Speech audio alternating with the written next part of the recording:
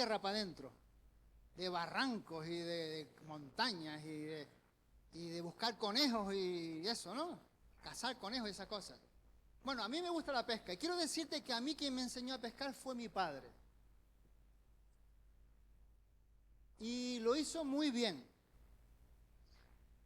En cierta ocasión estábamos en una zona que se llama Boca Cangrejo. ¿Cuántos la conocen? Es una zona algo peligrosilla. Y mi padre me colocó, imagínense ustedes, aquí y había una altura de unos 12 metros al agua. Y mi padre se colocó por aquí. Y entonces mi padre lanzaba hacia un lado y yo lanzaba para el otro, para no enredarnos. Como yo era novato, el nylon volaba, no sabía dónde estaba. Bueno, recuerdo que cuando yo estaba recogiendo, bueno, con la otra mano, la estaba recogiendo nylon con el carrete y yo notaba que estaba pesado.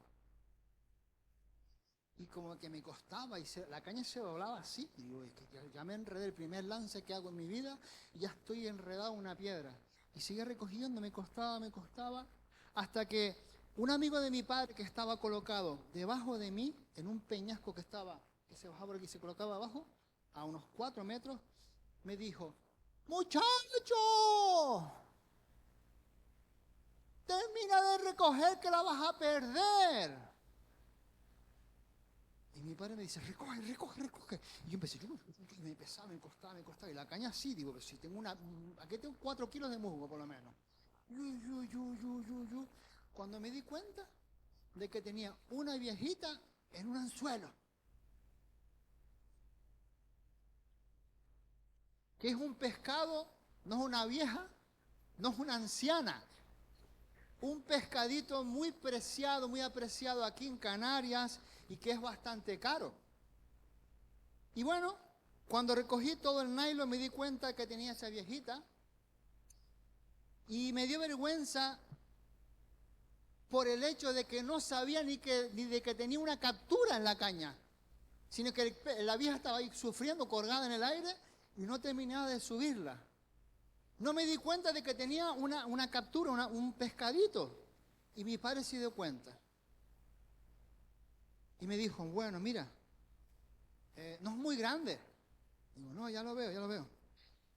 Y se dio cuenta que estaba bastante tenso y nervioso porque había escuchado a aquel hombre pegar el becerrido a aquel muchacho, recoge que la vas a perder. Yo pensé que era la caña, que se me iba a escapar de la mano o algo, no sabe qué era aquello. Y me dijo, mira hijo, esa viejita pequeñita que acabas de sacar ayudará mucho cuando pesquemos más. Mi padre me alentó con aquello. Es decir, eso que comienza con poco, escúcheme bien, eso que comienza con poco, ayuda siempre si tienes algo que añadir. Ya entenderemos esto mientras escuchamos la predicación, ¿de acuerdo? Por cierto, a mis hijos los enseñé yo a pescar. Y sí, Levi sacan unos pedazos de piezas tremendas comparadas con lo que yo sacaba. Tremendas en Lanzarote, en La Palma, donde hemos estado, siempre ha sido un buen pescador. Bueno, he descubierto que hay mucha sabiduría en eso que dijo mi padre, de que esa viejita ayudará cuando pesquemos más. Eso que tenemos en poquito ayudará si tenemos algo que añadir. Quiero que te quedes con ese pensamiento, ¿de acuerdo? He descubierto que hay mucha sabiduría en ese pensamiento, en esa realidad que me dijo mi padre, porque de hecho se puede aplicar a muchas cosas, incluida a la obediencia hacia Dios. Incluida la obediencia hacia Dios. Si empezamos obedeciendo al Señor con un asunto muy pequeñito, muy simple, muy pequeñito, es cierto. Luego se vuelve más fácil volver a obedecer otra situación que nos pida el Señor. El primer paso cuesta, pero cuando empezamos todo se hace más sencillo. Entonces, hermanos, con respecto a la obediencia, hay una pregunta. ¿Tienes algo que añadir a esa obediencia? ¿Tienes algo que añadir a esa obediencia?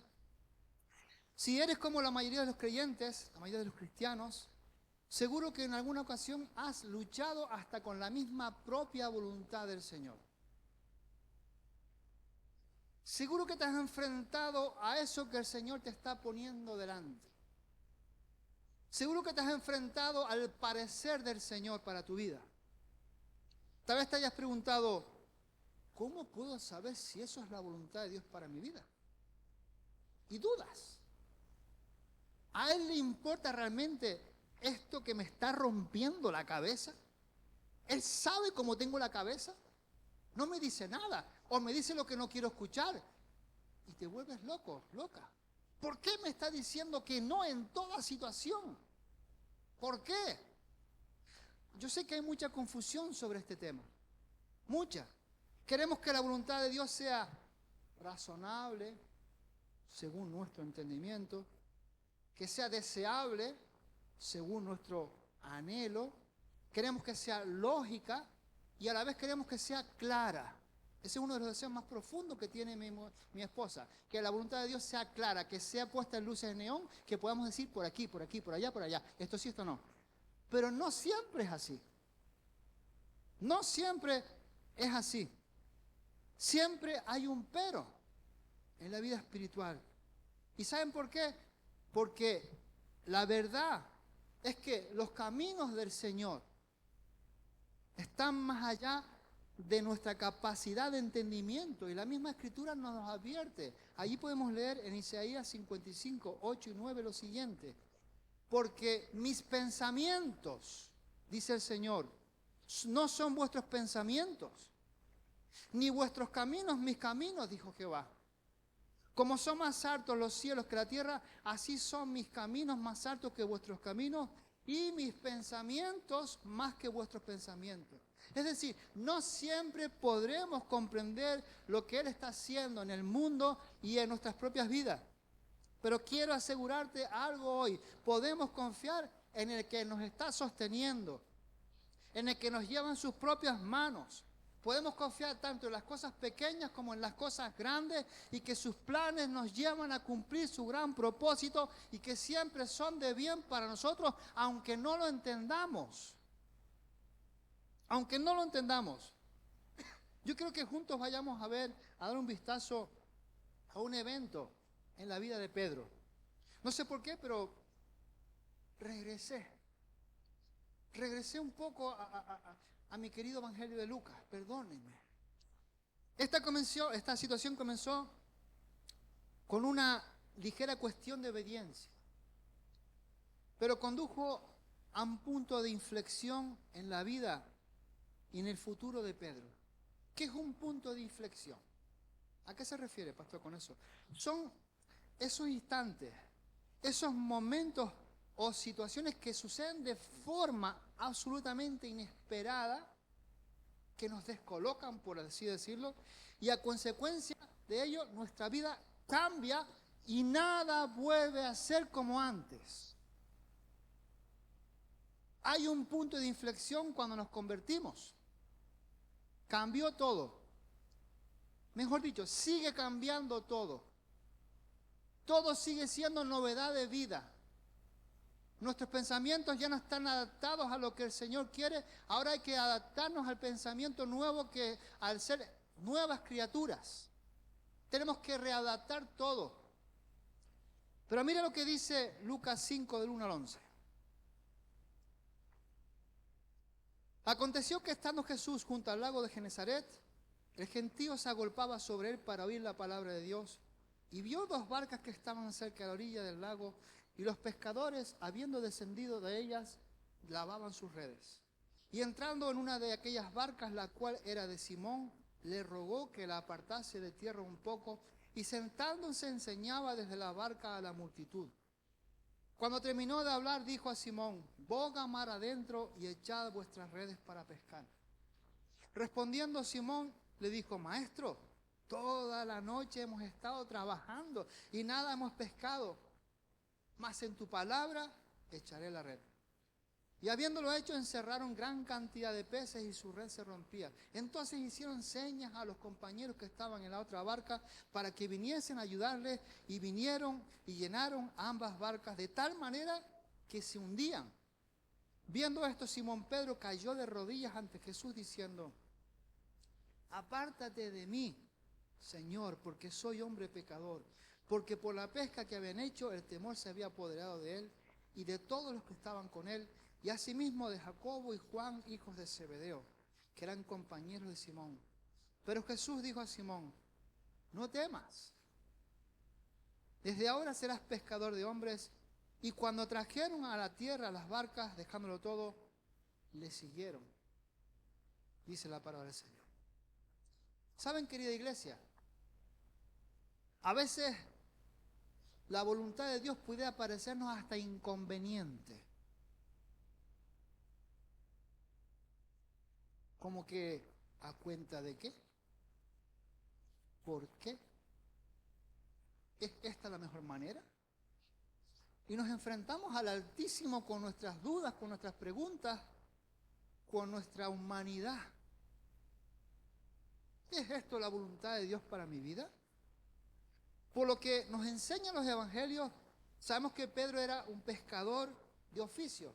Es decir, sabía lo que estaba haciendo y acababa de tener una larga noche, dura e infructuosa noche de pesca. Eso es como cuando íbamos a pescar mi padre y yo por la tarde, noche, y unos amigos, ni un rascasia. Y algunos decían, cuando termine de aquí, tengo que ir a la pescadería, porque yo a mi casa sin nada no puedo llegar. No puedo.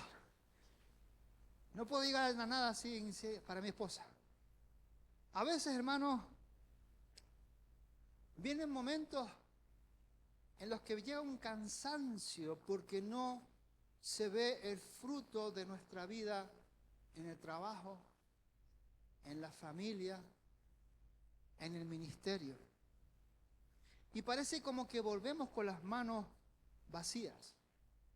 Y vemos que mientras limpiaba sus redes a la orilla, Jesús le pidió a Pedro que lo sacara un par de metros más afuera de la orilla para que él pudiera seguir enseñando, porque había más eco y la gente podría escuchar. Y la petición que hizo Jesús no era nada irrazonable, no era tan grande como para decir, vamos, ni lo sueñe. No, era algo que se podía hacer, era pequeño lo que pedía, y puede haber parecido poco importante esa orden que le dio Jesús. Y vemos que Pedro obedeció lo que Jesús le pidió. Nosotros tendemos muchas veces a pensar que Dios solamente está interesado en eventos grandes e importantes de nuestra vida, pero en realidad la voluntad de Dios se lleva a cabo con un pequeño acto de obediencia cada vez. Cada vez, poco a poco. Dilo conmigo, poco a poco. Nuestro Dios no nos agobia con grandes exigencias. Nos lleva a la situación de que podemos hacer lo que está en nuestras fuerzas. Lo que es imposible para nosotros, viene el milagro de Dios y lo hace. Pero lo que podemos hacer, debemos de hacerlo nosotros también en nuestras fuerzas, confiando en el Señor. Escucha bien, iglesia. Las indicaciones del Espíritu Santo no siempre vienen cuando estamos descansados, tranquilos y entonces preparados para obedecer. No siempre vienen en esa situación. Puede que el Señor te pida que ayudes a alguien necesitado cuando te resulta incómodo hacerlo. Que lo haga la iglesia, que lo haga el ministerio del Banco de Alimentos, que lo haga no sé quién, que lo hagan los ujieres, que lo hagan los diáconos, que para eso están, para servir las mesas. Son las conclusiones que muchas veces sacamos cuando estamos cansados, cuando estamos llenos de la presión de la vida y encima se nos incluye cierta presión de parte de Dios a nuestra vida. Puede que te pida el Señor que apoyes a un hermano que quizás no te cae muy bien. Puede ser. Puede ser que el Señor te pida que comiences a hacer algo que entiendes tú en tu mente que no es lo mío, ese no es mi fuerte, o digas, oiga, yo no he sido llamado a eso. ¿Cuántos han escuchado alguna vez eso? Eso no es lo mío. yo soy carpintero, yo soy fontanero, yo soy peletero, yo soy no sé qué. Yo no sé nada de eso. Pero seguir a Jesús requiere en muchas ocasiones la abnegación de nuestra parte. ¿Para qué? Para satisfacer sus deseos, no los míos. Ahora, ¿qué es la abnegación? Otra palabra rara, otra palabra extraña. Significa que me sacrificio generosamente, que me doy por alguien o por algo más importante que mis propios deseos, en el caso de Pedro, por los deseos del Señor. Muchas veces tendrás que sacrificar tu voluntad para rendirte a la voluntad de Dios, porque hay un propósito en medio de ese sacrificio.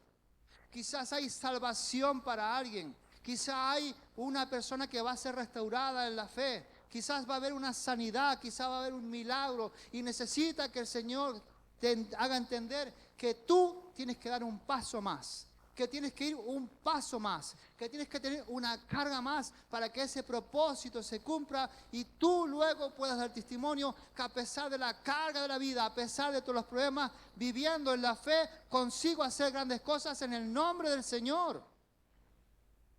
Consigo hacer grandes cosas. Y sí, lo sé. Puede haber momentos en que la voluntad de Dios parezca incluso irrazonable. ¿Cómo se come esto? A cuenta de que, ¿cómo es posible esto? Vemos que después de que Jesús terminara de enseñar, le pidió a Pedro que hiciera algo ilógico a un pescador profesional como era este Galileo, Pedro. Le dice en el verso 4, boga, rema mar adentro y echad vuestras redes para pescar. Los pescadores de Galilea sabían que los peces, por lo menos de esa zona, se capturaban de noche. Se capturaban cerca de la orilla, con aguas poco profundas. Pero ahora Pedro tenía algo que añadir. Recuerden que lo primero que hizo, ¿qué fue? Subir al Señor a la barca, alejar a unos metros de la orilla para que se escuchara mejor. Pero ahora Pedro tenía la oportunidad de añadir algo más. Se le decía que volviera a la faena, ahora de una manera distinta. Dile tú a un pescador del norte que no pesque las viejas de esa manera, para que tú veas. ¿Qué? ¿Me vas a decir tú a mí? ¿A cuenta de qué? Muchacho, llevo 30 años pescando vieja, con bullona, con cangrejo, con no sé cuánto. ¿Cómo voy a pescar una vieja con una mosca? El pesquero sabe lo que tiene que hacer, dónde tiene que hacerlo, el momento que tiene que hacerlo, pero ahora se le había dado una petición, que hiciera algo distinto, que volviera a la faena de manera distinta. Y aquí hay una pregunta que tenemos que hacernos. ¿Estamos dispuestos a hacer la voluntad de Dios aunque nos parezca irrazonable? ¿Estamos dispuestos a ello? A lo largo de mis años de ministerio, he visto al Señor dirigir soberanamente nuestros ministerios. He visto cómo se ha movido de las formas más inesperadas, más extrañas, algo que uno ni deseaba o lo que fuera, pero ha venido esa ayuda de esa manera. A menudo nos parecía ilógico, pero cada vez que le obedecíamos, nos llevaba exactamente a donde necesitamos estar y encima nos equipaba, ¿para qué? Para lograr lo que habíamos planeado. Nos enviaba hombres, nos enviaba mujeres, nos enviaba gente dispuesta a seguir la visión que nos había dado. No es fácil perseverar en la voluntad de Dios. Cuesta mucho. Y más cuando ves cosas extrañas en el camino, cuando ves piedras, cuando ves espinas, cuando ves barrancos que luego tienes que subir. No gusta esa forma de vida. Pero confiar en el Señor, incluso cuando la obediencia parece tonta, parece irrazonable, es vital, es esencial si quieres que tu vida viva de acuerdo a la voluntad de Dios.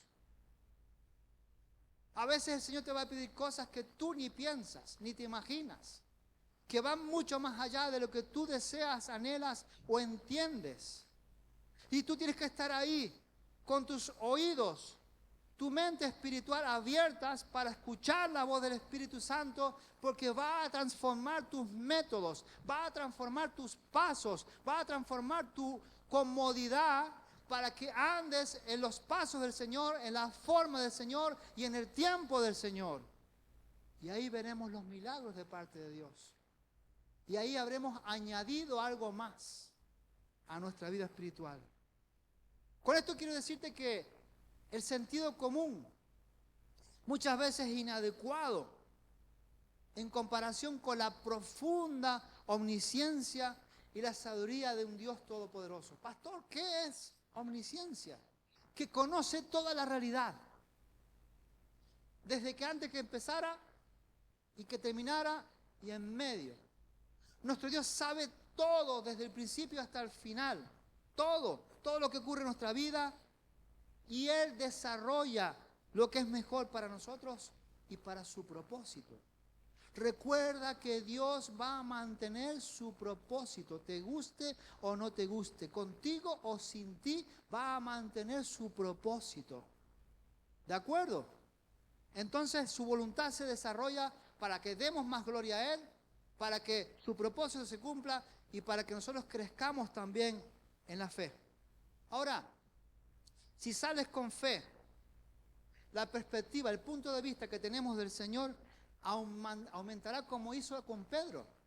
Debido a que Pedro añadió, es decir, a que Pedro obedeció a Jesús, atrapó una cantidad tan grande de peces que dice la Biblia que sus redes comenzaron a romperse. ¿Qué me ayuda a mí a entender esto? Que la voluntad de Dios cambia espiritualmente la vida. La cambia por completo. Donde no había, hay. Donde había muerte, hay vida, y vida abundante. Donde había pecado, ahora hay pureza, limpieza, santidad. Todo se transforma cuando aparece Dios en nuestra vida. Y vemos que cuando Pedro vio esa milagrosa captura de peces tan grande, se dio cuenta de que estaba en la misma presencia del mismo Mesías que tanto tiempo fue esperado.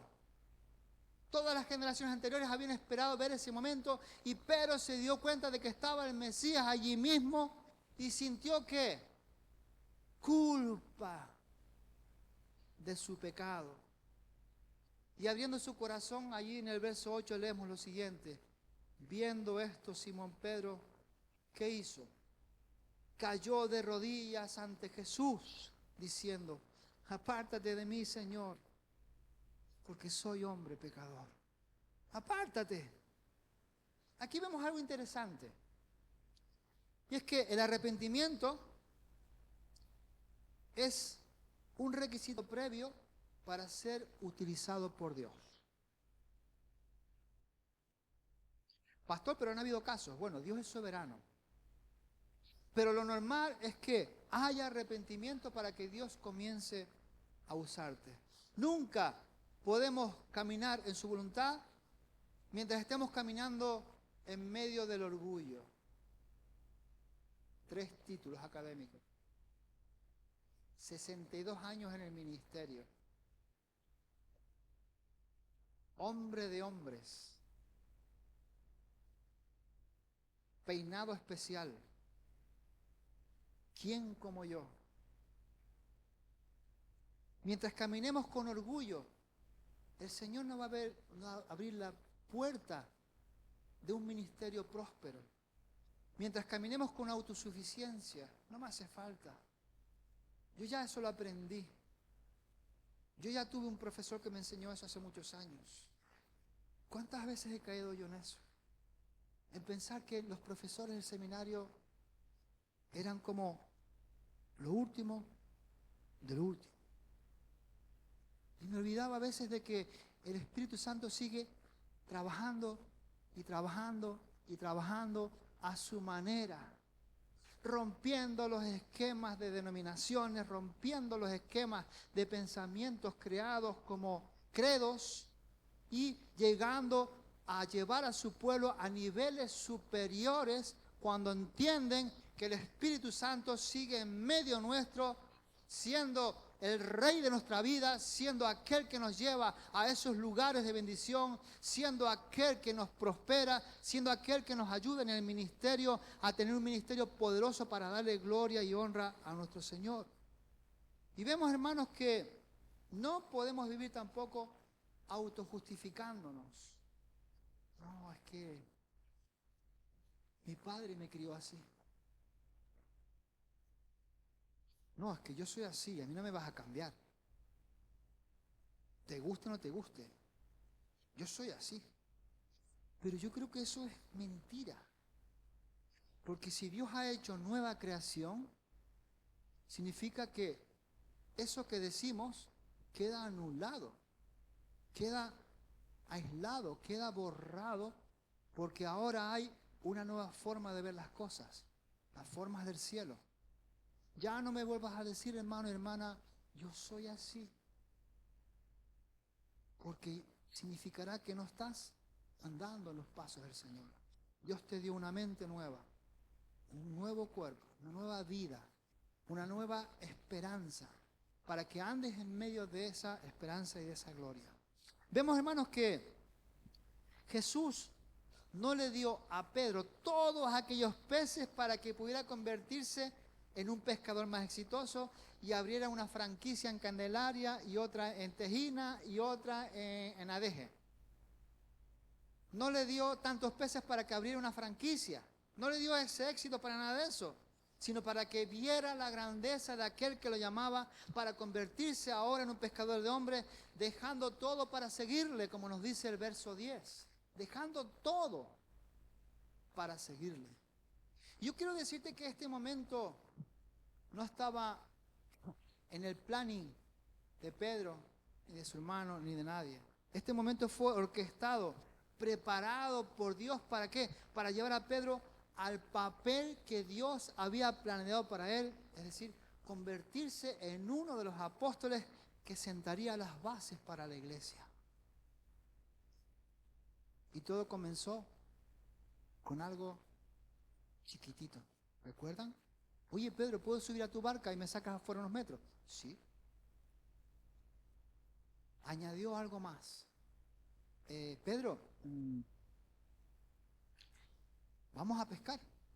Vámonos para afuera, para el mar adentro. Tira las redes. ¿Y Pedro qué hizo? Un poco tosco, pero obedeció y casi se ahogan de la cantidad de peces que había sacado. ¿Saben, hermanos? El Señor trabaja de la misma manera en nuestra vida. Nosotros somos su obra, su máxima obra, la humanidad. Una humanidad creada en Cristo Jesús, ¿para qué? Para buenas obras, como nos dice Efesios 2:10. Esas buenas obras que Dios preparó de antemano para que camináramos en medio de ellas.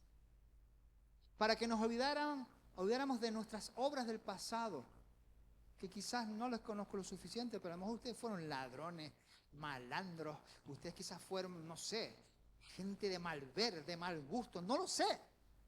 Pero el Señor nos llamó a limpieza, nos llamó a santidad, renovó nuestra vida, cambió por completo todo, cambia espiritualmente nuestra vida. Entonces, hermano, este momento también ha sido orquestado por Dios para tu vida. No pensemos que estamos aquí por casualidad. Ya Dios te conocía antes de nacer. Ya Dios tenía a Sofía en las manos, sus propias manos. Ya la conocía, ya la había visto.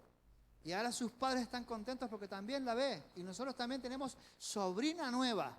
Gloria a Dios. Gloria a Dios. Recuerda, el Señor trabaja de la misma manera en nuestra vida. Su voluntad para ti y para mí se estableció antes de que naciéramos. Todo lo que el Señor haga en tu vida será consecuente con su propósito, con ese plan de Dios, y tu voluntad debe de llevarte a la voluntad de Dios, y entonces tu trabajo es caminar por donde Él te guíe. Estamos teniendo un cambio revolucionario en la congregación.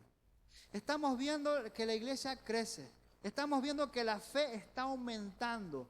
Estamos viendo que la fe va a atraer a mucha más gente en el nombre de Jesús. Vamos a ver milagros, sanidades. Vamos a ver cómo muchas casas se abren para que se predique el Evangelio. Pero todo esto tiene un propósito, que hagamos su voluntad, que andemos en Él, que vivamos en Él y veamos su gloria.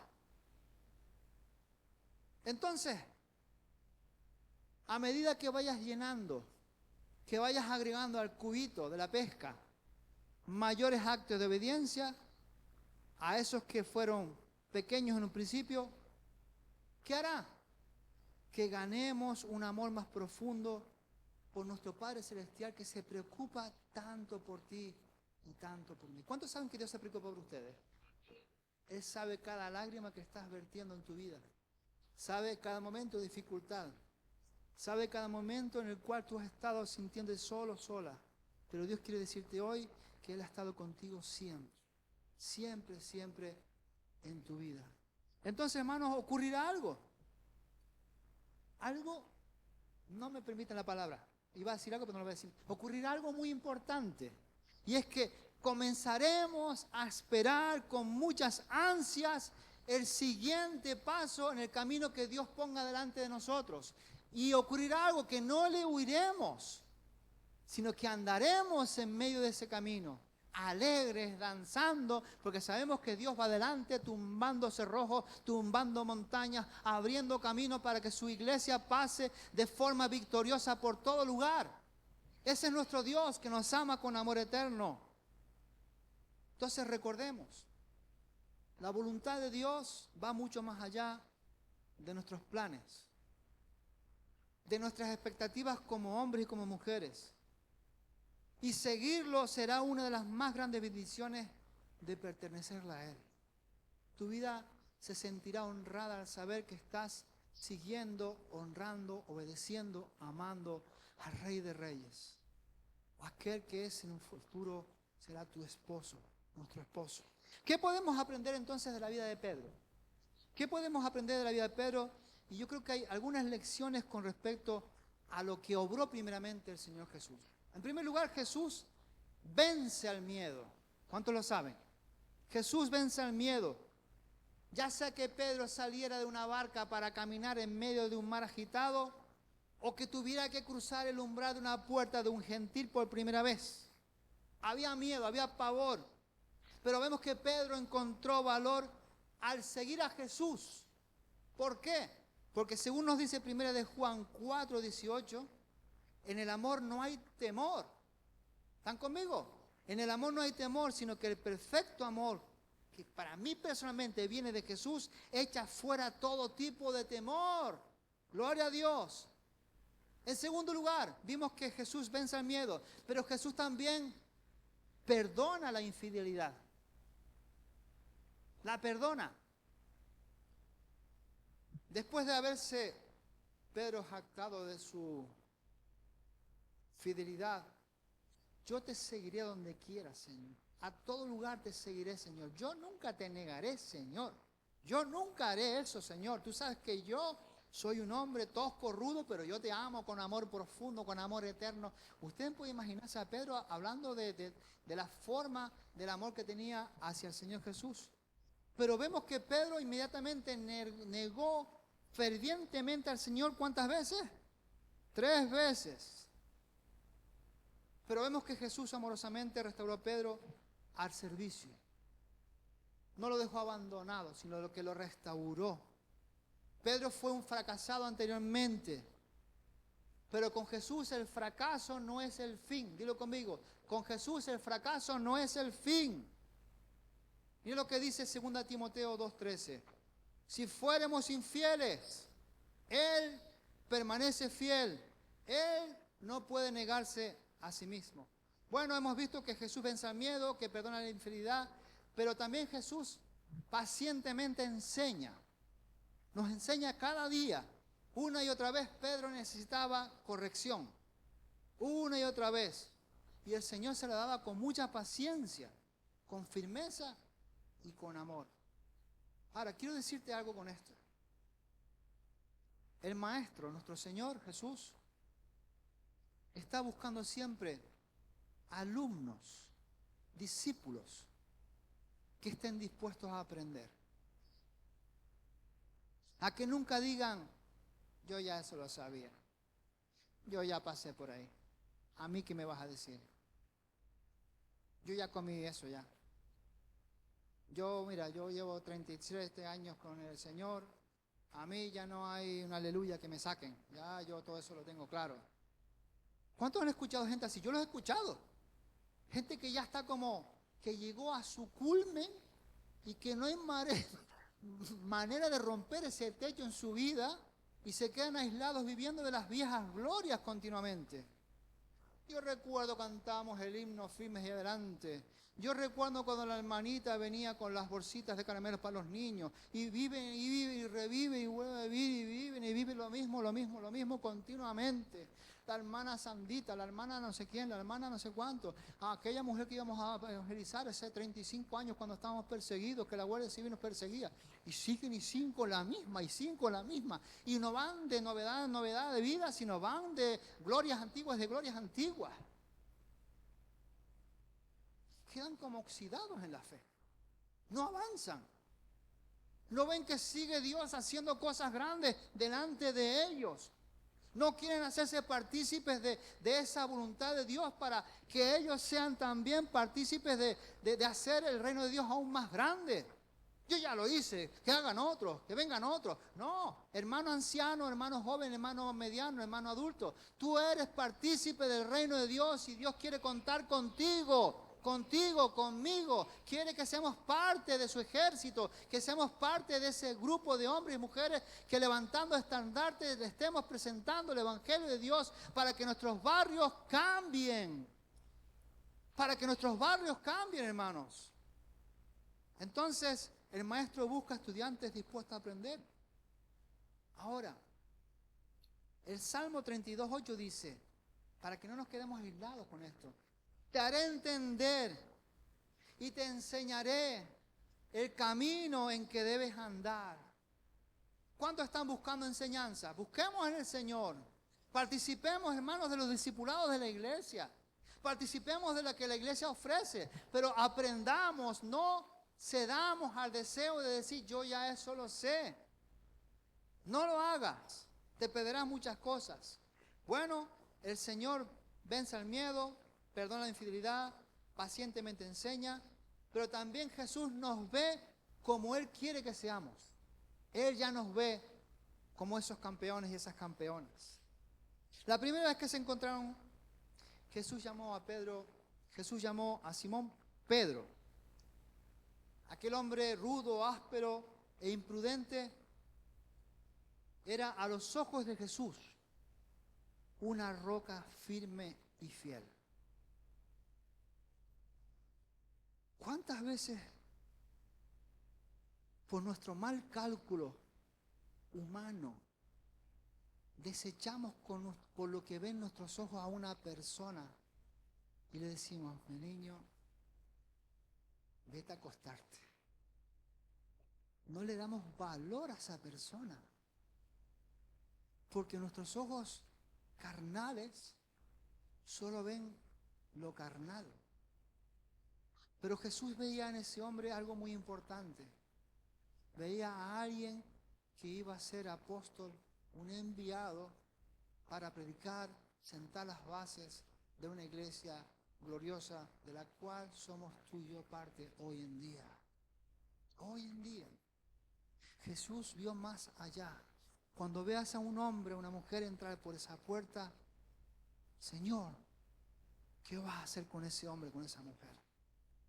Yo quiero ayudarle a que sea ese hombre, esa mujer que tú quieres que sea. Dime cómo puedo ayudarle, dime cómo puedo bendecirle. No deseches a nadie.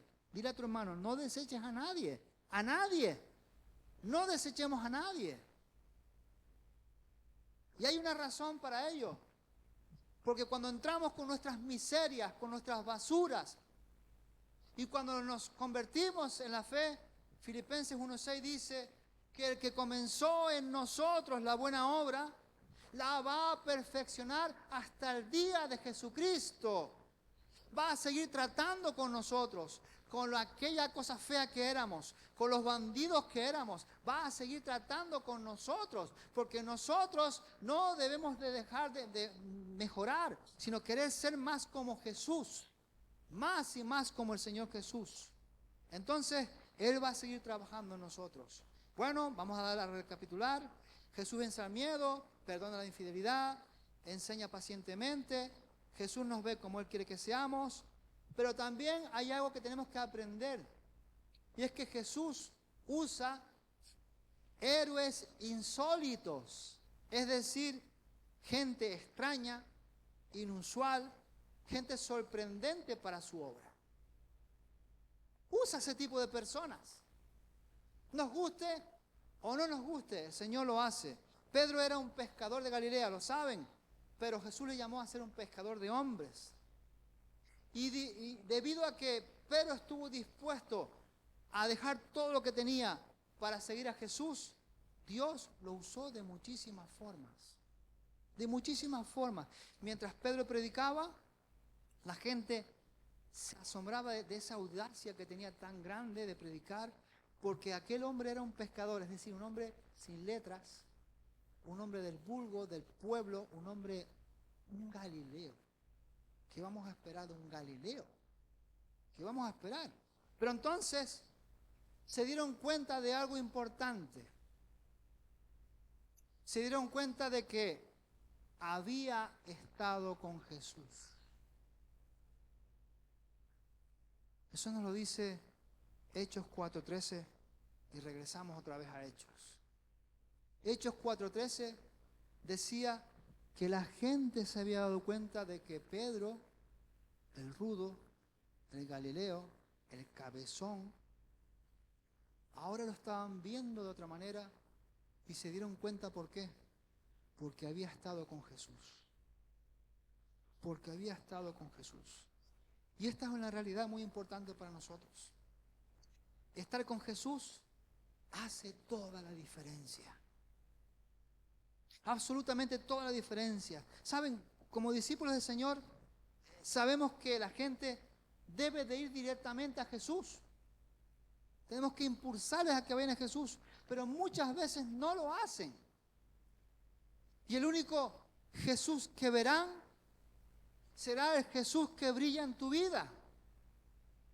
Será el Jesús que brilla en tu vida. Y debemos de trabajar para que el hecho de que hemos estado con Jesús sea tan claro en nuestras vidas como la fue en la de aquellos del pasado. Oye, Isidoro estuvo con Jesús, Maricruz estuvo con Jesús, Alba estuvo con Jesús, la pastora estuvo con Jesús. Que la gente de afuera sepa que hemos estado con Jesús por nuestra forma de ser, de hablar, de vivir, de andar, de caminar, de lo que sea. Que sepa el pueblo de afuera que hemos estado con Jesús. Finalmente, mi día de pesca con mi padre y su amigo fue muy fructífero, porque se pescó mucho más de lo que yo inicialmente había pescado. Se añadieron cangrejos blancos. ¿Cuántos han probado los cangrejos blancos? Un manjar. Se pescaron un par de centollos, lapas, porque en aquella época no había limitación. Y lo que comenzó con una pequeña viejita, la mía, finalizó con un día que no he olvidado nunca. Se fue añadiendo una cosa a la otra, a la otra y a la otra. ¿Sabe, hermano? Obedece al Señor día a día. Obedece al Señor día a día en tu vida. Y verás que tu vida cambia para su gloria.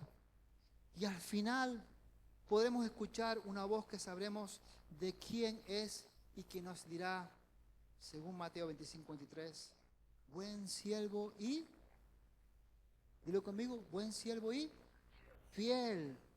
Sobre poquito has sido fiel, sobre mucho te pondré.